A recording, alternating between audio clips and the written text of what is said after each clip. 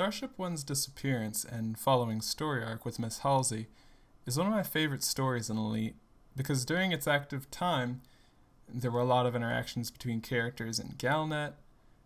There were two subsequent search party CGs where the first one left you with more questions than answers, and the second brought in some really early lore when tying it into happenings with Sirius Corp way back in the 3200s. So before getting into the active story arc with Starship One, it's better to give you some preliminary information about what Starship One even is, and this involves giving some internal lore on the Federation. Just like Air Force One, Starship One is what the President of the Federation moves around in. And for around 6 years, it was two narwhal liners that served in this capacity for the Federal President. Now, a narwhal liner is a variation of the beluga liner. I don't think we've ever seen any concept art or anything of it, but it's basically meant to be a variant of the beluga liner, kind of like how we have the Asp Explorer and the Asp Scout, or the Diamondbacks. Now, Starship One usually travels in a group of 3 escorts, known as the Guardian Wing, which is a special division of the Federal Navy designed to protect federal officials. So with some of that clarified, the Starship One story arc begins in May 3301, when around this time, the earlier president, Miss Jasmina Halsey, she was going to begin an outreach tour of the current and former federal frontier systems. There were a number of them, around 10 or so, and she was going to go around and visit these, probably trying to go around and increase her favor because she was not very popular in the past, probably for doing such things as bombing thousands of innocent farmers and etc., etc. So all this story with Starship One's disappearance started in the middle of May 3301. There was about 2 or 3 weeks of prep for President Halsey to make this outreach tour, and some of it was going through Alliance space. So there were, I believe, one Alliance CG that was a bounty hunting CG designed to prep the area for security reasons in preparation for Halsey's arrival. If I recall, the CG was in 78 Usae Majoris, which was going to be one of her main stops. However, fast forward about a week after that CG went through, and she was just beginning to take her trip, and this is where the Starship One disaster comes in. The first signs that something had gone amiss was a Galnet article which came early on May 26th, when the leader of the Saga Republic Party, one of the destinations she was going to be heading to, told Galnet that Starship One was 38 hours late for its scheduled arrival in the system of Saga. The same day, just a little bit after that, we received this Galnet article, posted by the Federation.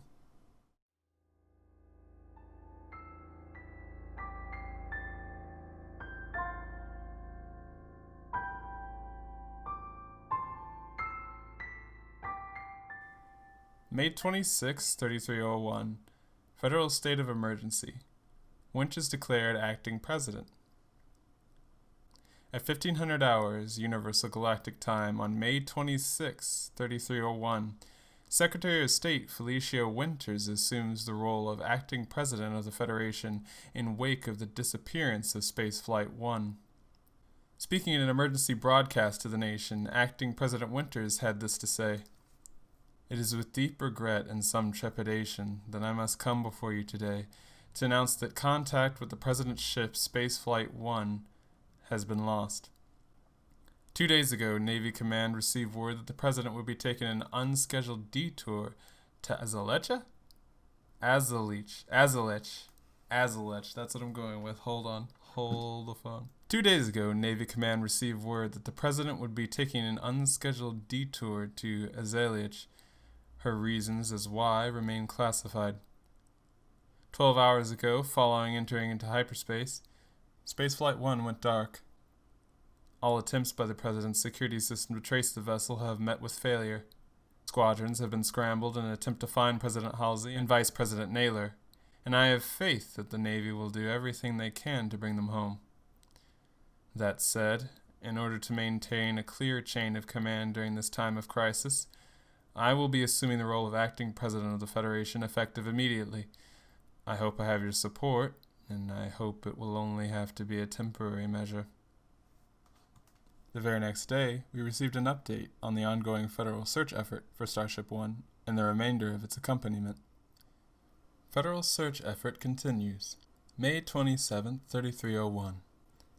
It has been almost 48 hours since the disappearance of Starship One.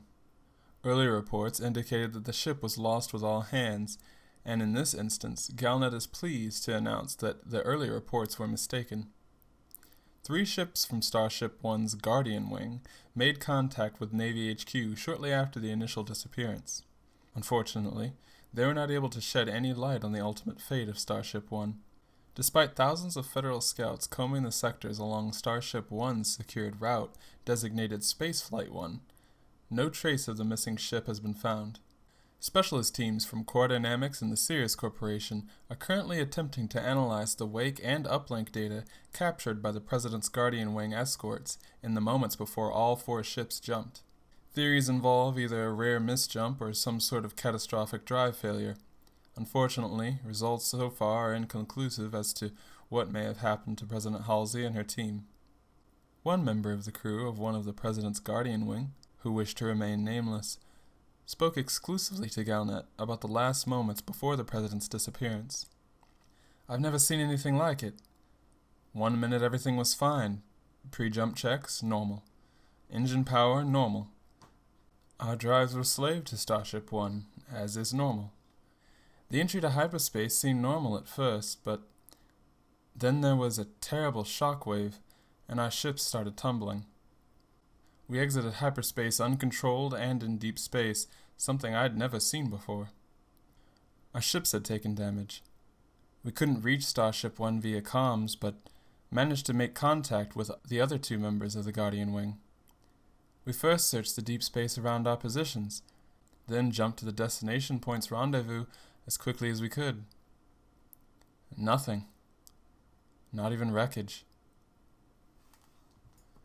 So in the very end of that Galnet post, the Federal Navy are requesting that any pilots interested in helping the search effort along for Starship One were to sign up for active duty as members of the search and rescue team and the system of Zaliach.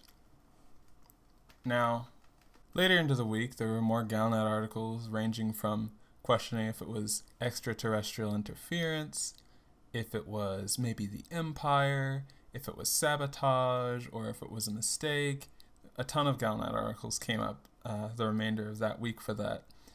Keep in mind, too, that the Thargoids were not really around at this time, so to speak. They weren't public knowledge, let's say. Now, what's extra interesting to me about this story is that this story ends up uncovering a potential cover-up of a very similar situation in the past with another large vessel that tried to make a jump and went to smithereens and wasn't seen on the other side. This has to do with the Sirius Corp's Highlander Antares, which the very same day is mentioned for the first time in Galnet. At a press conference held earlier today, Acting Federal President Felicia Winters made a personal appearance to address the disappearance of Starship One failing to re-enter normal space following a routine hyperspace jump. "The disappearance of Starship One has us all on edge. Tensions are high, and the rumor mills are making their usual noise about terrorists, aliens, conspiracies, and cover-ups. I'm afraid the truth will likely get you all far less viewers, but it is the truth that the people of the Federation need to hear from me now. I am told that the early investigations from telemetry and uplink data suggest an explosive drive failure destroyed Starship One in hyperspace, catapulting all 3 of her protective Guardian Wing out of hyperspace. The wreckage is likely spread across interstellar space. I am told there are parallels with the loss of the Highlander Antares way back in 3251, when she was lost with all hands on her maiden voyage. I know I remember where I was when the Highlander Antares disappeared, and I fear we will always remember where we were the day Starship One was lost. While we don't know what caused this incident, yet, we do know that Starship One's engines experienced an unexpected surge of power just seconds before making the last jump. The search effort will continue, of course, and our hearts and hope go out to the friends and families of President Halsey and all those lost yesterday in this terrible incident. Over the following month, Miss Felicia Winters was voted out of her presidential position due to a vote of no confidence, and Zachary Hudson took the reins, as she was really only appointed because she was the Secretary of State at the time and took Halsey's place during a state of emergency. At this point, information on Starship One began to die down a bit, and another Galnet article surfaced by the title of Remembering the Antares Incident. And this surfaced due to public inquiry of a old story at the time that Felicia Winters is now bringing up all of a sudden with the vanishing of Starship One. People were interested. It's a bit of a long Galnet article, but to paraphrase the key points, continuing Galnet's exclusive series highlighting key events in human history, historian Seema Kalhana remembers the Antares incident. In last week's article about the Sirius Corporation, I described the Antares incident as one of the corporation's greatest failures. Until the recent disappearance of Starship One, this was considered the most infamous space-going incident at the time. The Highlander Antares was to be the first of a new type of fast, comfortable liner, making a trip in hours rather than the weeks that were common at the time. It was the first ship to use a production version of a new type of hyperdrive, a predecessor to the modern fast hyperdrives. The Antares vanished during its maiden voyage in the Sirius system in 3251, with many celebrity guests on board. The event is poignantly remembered in this quote from the Federal Times. Your reporter watched the departure of Antares on her maiden voyage, the monolayer streamers glinting in the harsh light of Sirius as she moved gently away from the orbital habitat and out to launch range.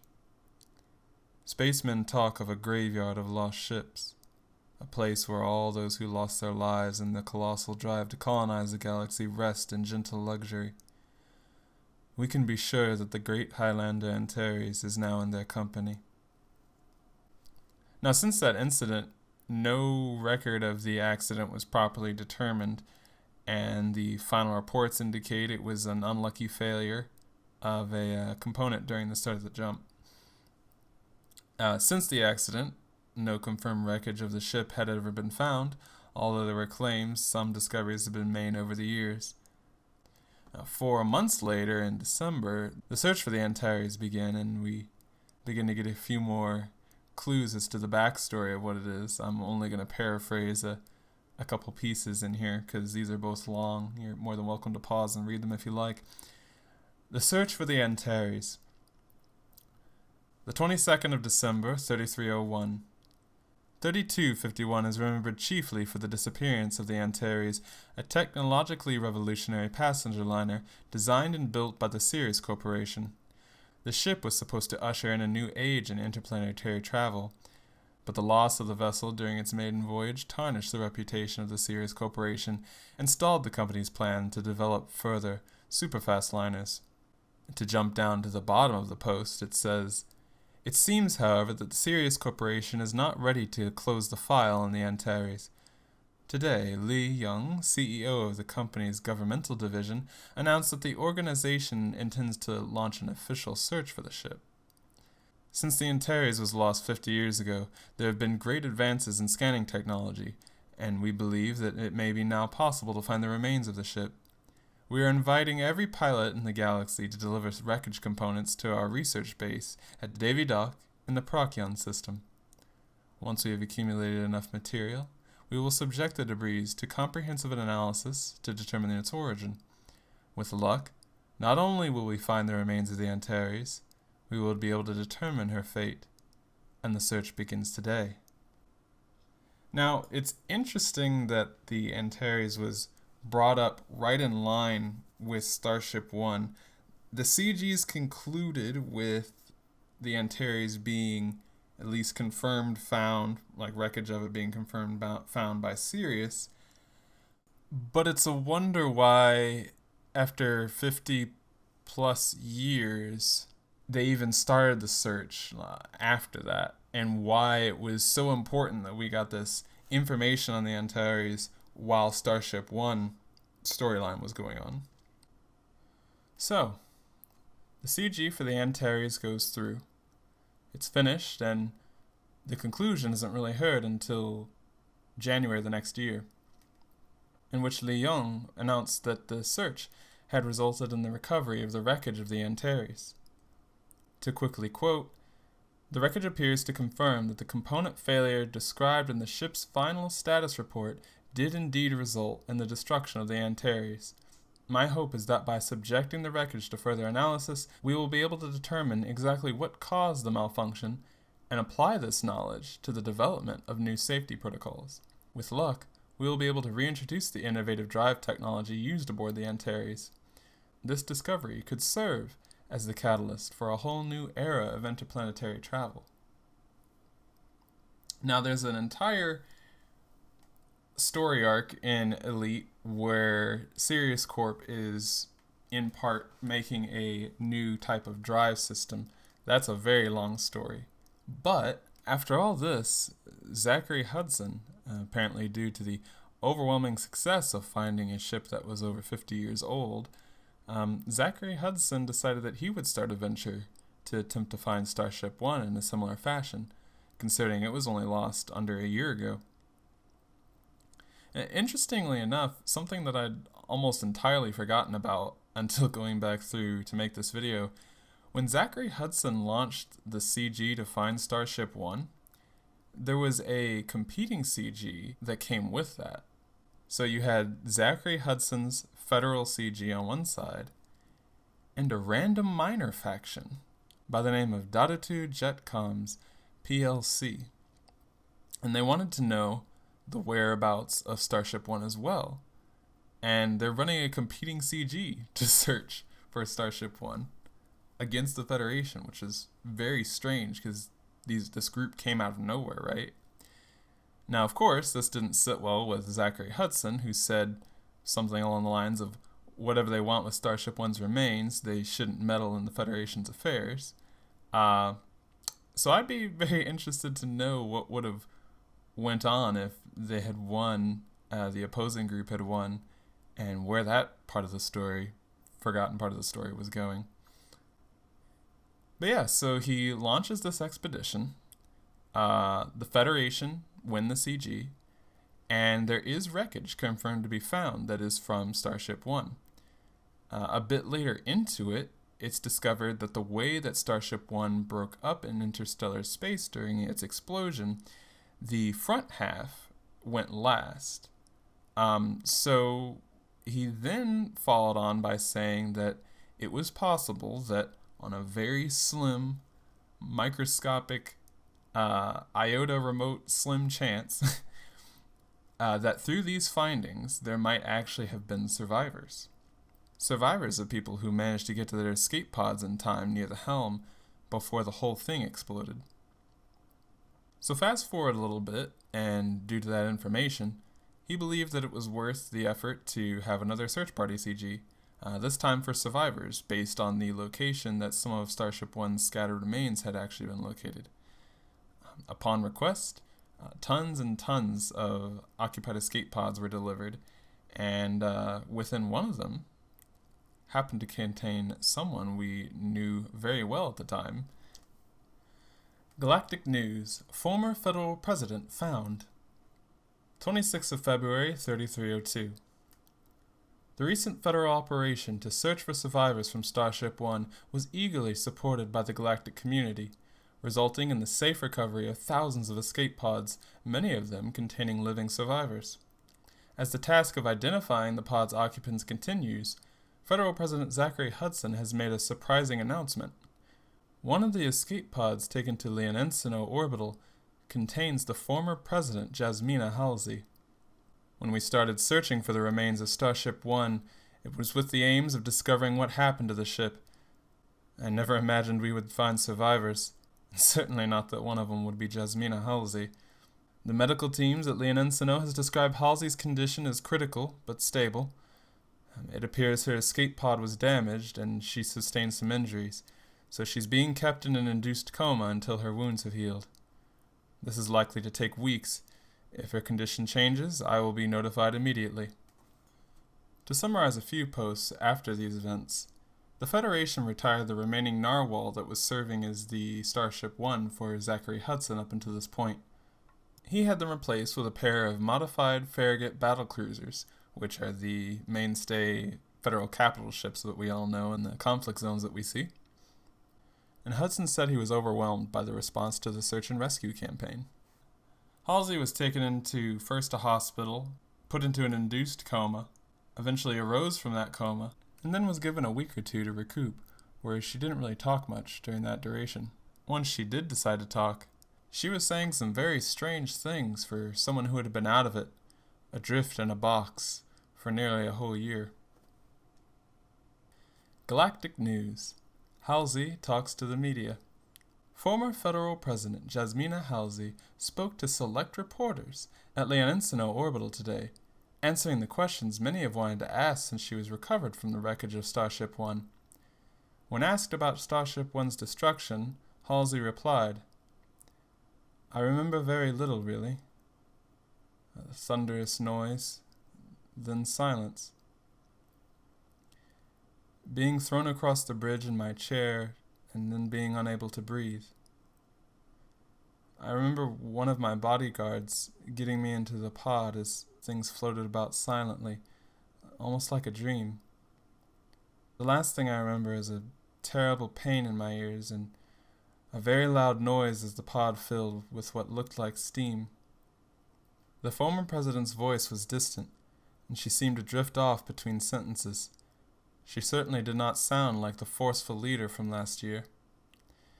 A reporter from the Alliance Tribune asked President Halsey what it was like to drift through space for so long. "It was wonderful. Amazing, really.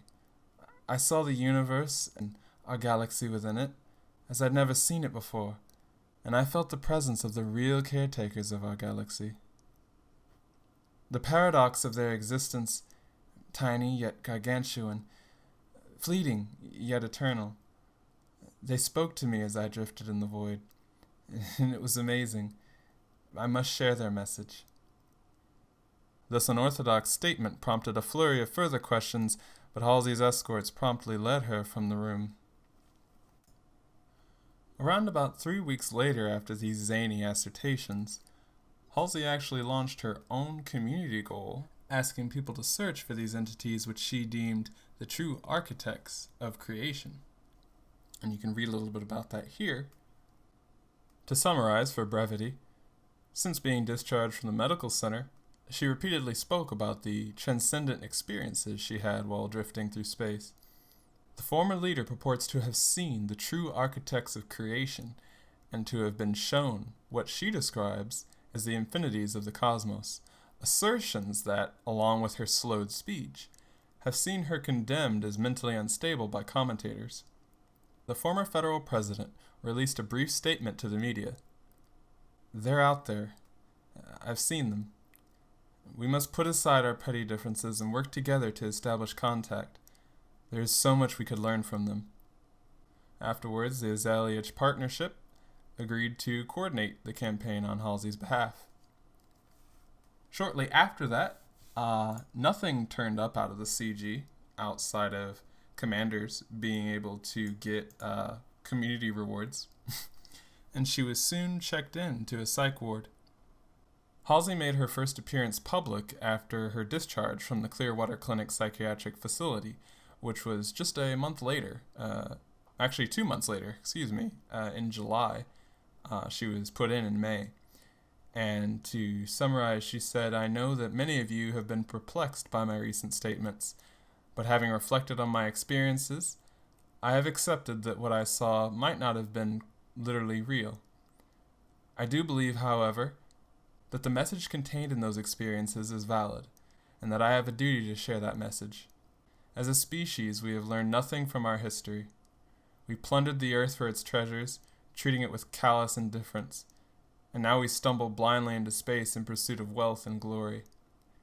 And all the while we are heedless of the damages we cause.